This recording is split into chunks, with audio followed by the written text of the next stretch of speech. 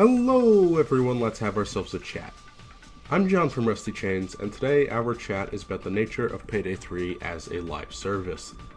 I will be fully upfront that this is not the most upbeat or positive video. If you're looking for something cheerier, you can go ahead and click to another one.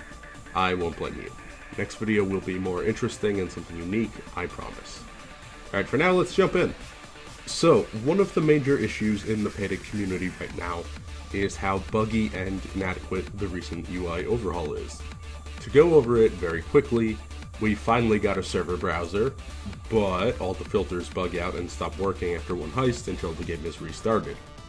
The host finally has the powers to kick and control their lobby as they see fit. But host migration doesn't exist, so if the host leaves the lobby, then the heist continues and nobody has the power to kick. The weapon modding screen got a nice facelift, but the weapon stats are still invisible behind bars. VoIP is finally here, but you can't choose an audio device and it's just always active, there's no push to talk. The store got a facelift too, but it is still largely unorganized and just kind of messy outside of just sorting by DLC. And also, the consumable system is half broken right now, and the DLC access was accidentally removed for some people on console. Even though I'm still very much enjoying Payday 3, and I do continue to recommend it, this is always the problem with it. Every positive, every update comes with that but, that little caveat. Something comes broken or not working as intended. Another partner I was talking to this past week called it the Starbreeze curse, that every update has a jaw-dropping oversight or head-scratching omission. Most recently, aside from the in-game stuff I already discussed, their last dev update video leaked a whole bunch of stuff that's coming, and they both tweeted and then told the partners that it was not intentional for that to go out, but everyone's already seen it. Now, we only get patch releases and updates every 4 to 6 weeks, but this leaves introduced bugs in a broken state for that full length of time, which we talked about before. For example, the bots not being able to leave the spawn on Fear and Greed, or overkill weapons not spawning correctly on Cook-Off. These bugs arrived with Fear and Greed's release on September 16th, and remained until the October 30th patch. That's 6.5 weeks later. So I'm making this video to essentially vent my frustrations with this repeated cycle. Updates are arriving at a glacial pace, but still half-baked and broken. It isn't a secret why this is happening. Other content creators have mentioned it. Hell, even a lot of people on the forums and subreddits that don't watch content creators have figured it out. Starbreeze has announced for a while now that they're working on a game currently under the codename called Project Baxter. So what do we know about that game? It's another 4-player co-op live service game with a giant emphasis on randomly generated environments and procedural tools that's set in a big city in the Dungeons & Dragons universe. Baxter is due for release in 2026. According to financial quarterly reports, as well as things employees have alluded to over time, we know roughly half of the team that made Payday 3 is now working on Baxter. I know Baxter isn't the only thing hurting Payday 3 at the moment, but I think it's the biggest immediate roadblock. Everybody who's followed our channel, or even Payday 3 just in general, knows that this game was strangled from even the first beta by poor design choices. Operation Medic Bag has concluded, having spent 13 months working through to change most of this. A lot of issues still have not properly been resolved though. We know the change is coming for most if not all major problems remaining. I've said it before, but I will always lament the time Payday 3 lost, building itself into the game it should have launched as, instead of building up from a strong starting position. I can't escape the feeling that Starbreeze is playing catch-up still, getting things to a just get it out the door state as soon as possible with Payday 3 updates. Having so much of the team gone and onto another project isn't going to make that easier. Baxter is having a tangible effect. When asked in an interview with Red Archer Live if Baxter is or will be taking resources from Payday 3, Almir responded by saying they'll continue to develop Payday 3 if it's fun and people are enjoying it. What does that mean? That does nothing to calm concerns. All this says is Payday 3 will still be around if people are playing. We still don't have confirmation that Payday 3's Year 2 will continue past March when the initial 18-month Plyon deal ends. How many people will have to still be enjoying the game at that point? Does the remaining Payday team move to start pre-production on the mysterious third co-op live service game that they've announced in quarterly reports, which is also targeting a 2028 release?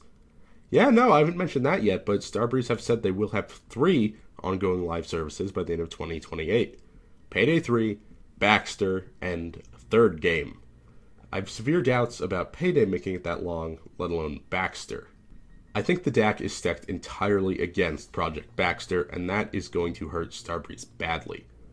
First of all, who's the audience for this game? D&D fans? Okay, but Starbreeze has called Baxter a AAA title.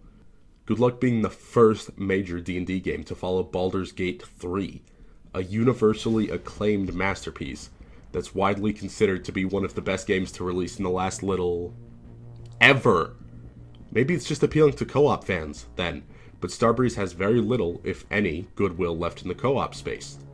Yes, they're the studio that made Payday 2, but more recently, they're the studio that published Raid World War II. They're the studio that made and published Overkill's The Walking Dead, a game that crashed out so bad it bankrupted the studio.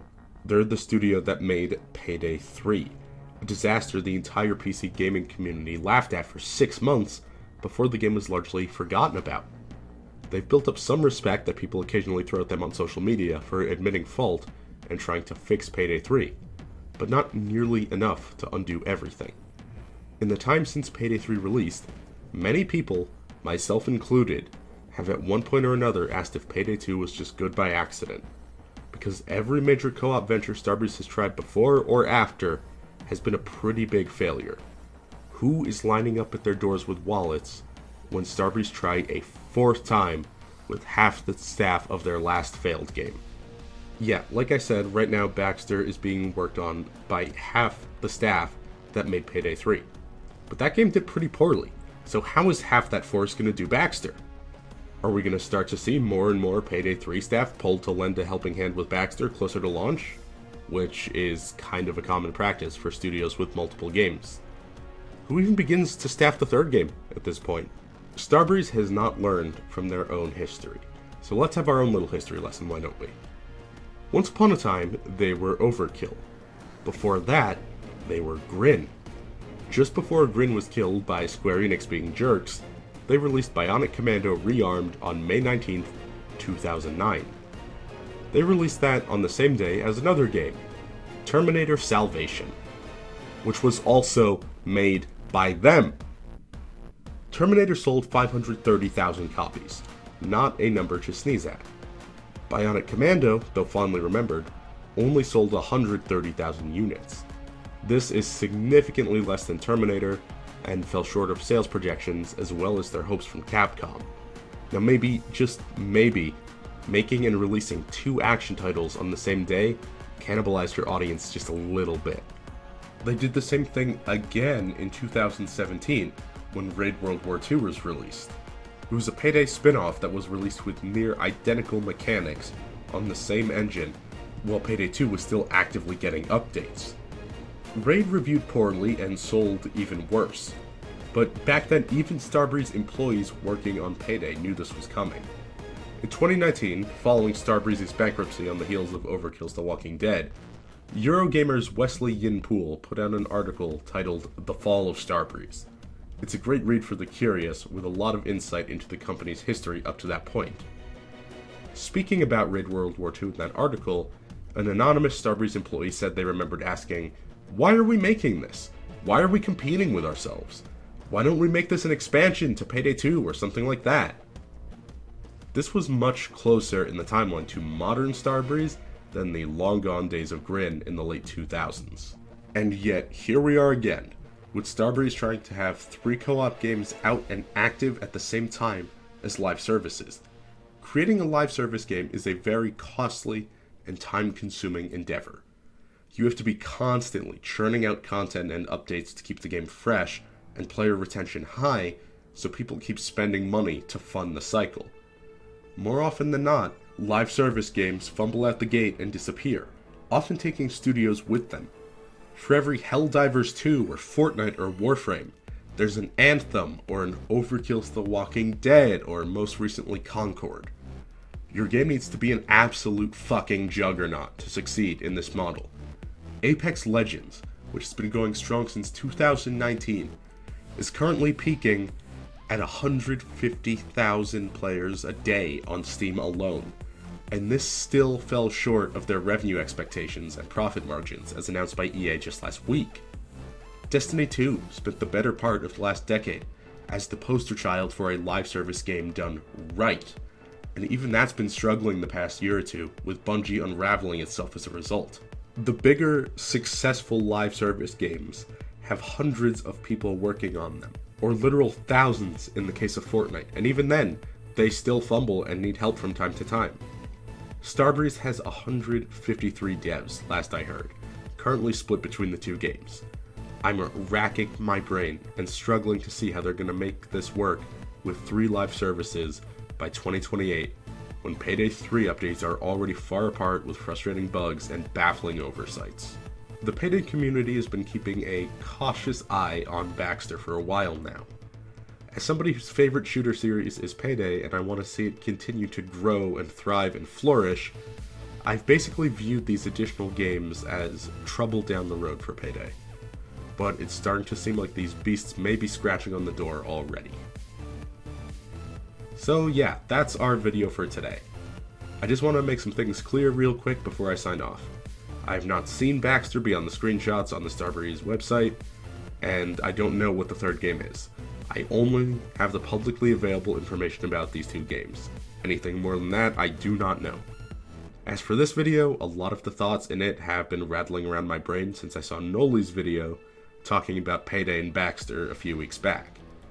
I want to make sure it's sufficiently different from his before I put it out, which is hard because I share a lot of his concerns, actually. Now, I think I did a decent job of that by talking about just the way these things tend to work in the industry, rather than getting too much into the financial implications for Baxter and the future of Starbreeze like Noli did. Worrying about these comparisons is why I try to avoid watching other content creators. I don't like the cross-pollination of opinions. Anyway, I was also just considering straight up not doing this video. I wanted to wait until Operation Medic Bag was wrapped up to see if it was worth it, and then the UI update being buggy as all hell is what kind of sealed the deal on this one being a necessary video for me. Anyway, Noli's piece is linked below in the description. Now, next video is going to be a lot more fun, I promise. It was suggested by a Rusty Chains community member in our Discord. That's also linked underneath if you want to join in that for updates on everything we do. Until next time, don't forget to spread that happy and stay rusty.